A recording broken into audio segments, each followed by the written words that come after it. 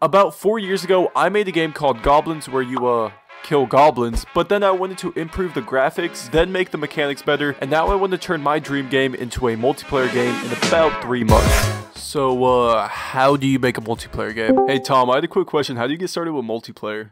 Oh boy. What do you mean?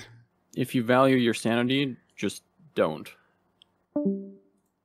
Oh, great. I guess the first place to start is to figure out what networking solution I should use. I ended up deciding on Unity's new official networking solution because they definitely won't just stop supporting it, right? Like, that would just cause a bad look for them and probably lose some trust in using official systems and make a lot of people mad, right? Now that we got that out of the way, it's time to look at the movement. I wanted something simple because I wanted to get that minimum viable product done, and since I'm only one guy, I think networking is going to be enough of a challenge. Speaking of networking, you may be wondering, how is he going to stop hackers, lag, and all of that? Well, it's actually quite simple. I'm not.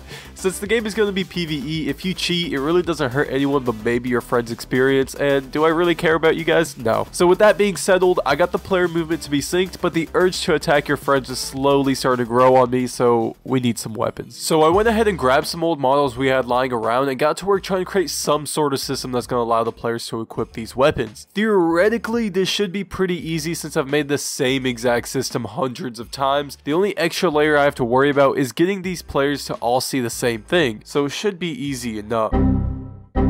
So after some digging, I realized that Unity's netcode doesn't really handle parenting the way I expected it to, so after getting my own sort of parenting working, it seemed to work most of the time. With latency, this might become worse, but that sounds like a future me problem, so I'm gonna just keep going. I then wanted to make this flat green plane look a little better, so I pressed this make pretty button and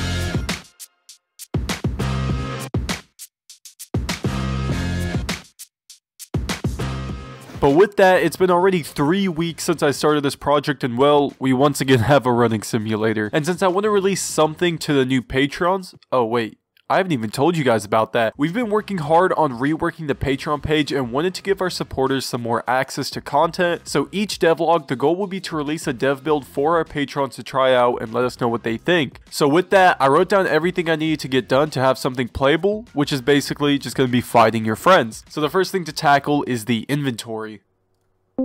Hey man, what's up? This is Toast. He's our main animator guy, and I guess it's pretty cool. Hey, what's up, Toast? What are we gonna do about the inventory system? Because I'm kind of stuck on it. I think we should make it more unique and a little more immersive. Oh yeah, I had an idea for that. I was thinking we let the player drag the weapons from the ground. From the ground to the player, and that would be his inventory. Toast, I am a genius. Wait, hang on. That's my idea. Man, what would you do without me? Anyways, I'm gonna go implement my idea. I'll talk to you later. Oh, by the way, hold on. How are the animations coming up? Oh, I mean, they're coming up pretty good though.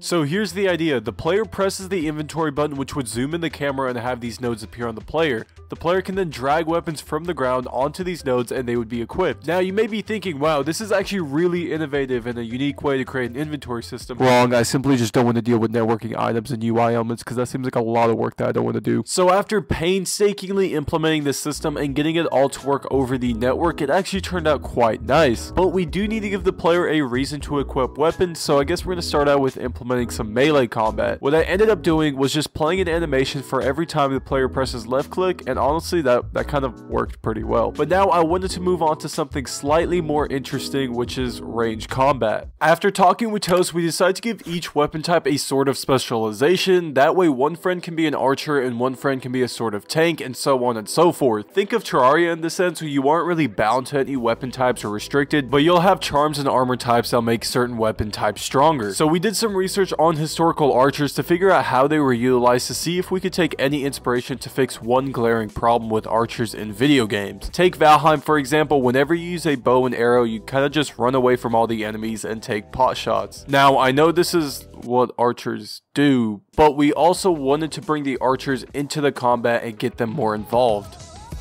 Something we learned from doing our research is that archers actually train to hold multiple arrows in their firing hand. This gave them the ability to fire off 3 arrows in the time it would take a novice archer to shoot 1. So the first thing I have to do to get this in is actually get the player to shoot at least 1 arrow. I ended up making the player shoot a physical object rather than what a lot of other games do, which is just shoot an invisible line. So this can get tricky over the network, but I decided to make each client responsible for their own version of the arrow, and this works pretty well. Now before I hear all of those comments complain about, oh, the inconsistencies, oh my gosh, Shut up, you won't even notice. Next up is getting that whole arrow reload system in and making him hold multiple arrows. What I'm gonna do is have a variable control how many arrows the player can hold at the same time. That way we can add upgrades that lets him hold even more arrows. And whenever he goes to pull out arrows from the quiver, he's just gonna pull out the max amount that he can hold. And just like that, historical accuracy.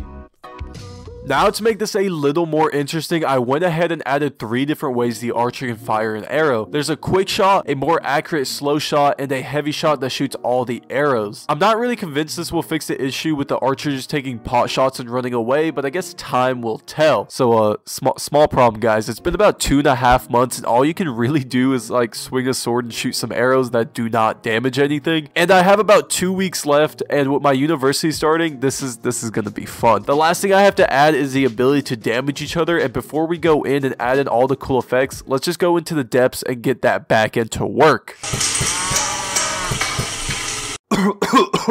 Boys, we made it. We made it out. We made it out. So now each client is able to deal damage to one another and the correct data is being sent. But now it's time for the visual fun stuff. First things first is the hit animation. Then I wanted to add that satisfying red flash that happens when you hit a target. And lastly, we just need some juicy particles, and boys, that's how you do it. In 2 weeks, we got that whole system done. Probably shouldn't have taken that long. And now there's only one thing left to do. I would like to pick up a shield, but it's not letting me. Oh wait, what's the crouch button? A few more. I was never able to go, pick up a sword. Here you go, Tom. Okay, more shields doesn't help the fact that I can't pick them up. Wait, let me try actually. Slow. No, Sam, stop. Hey, shoot me in the head. I My don't God. think you can. I don't Gladly. think you could. And I'm the top sniper in the entire U.S. Armed Forces. You are nothing to me, but just another target.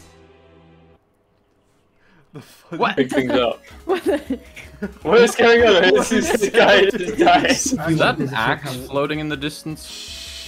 I didn't talk about the axe. I feel like Wile E. Coyote. What is happening to you? I'll always miss you. Never mind, I miss my It's fine, I just started falling anyway.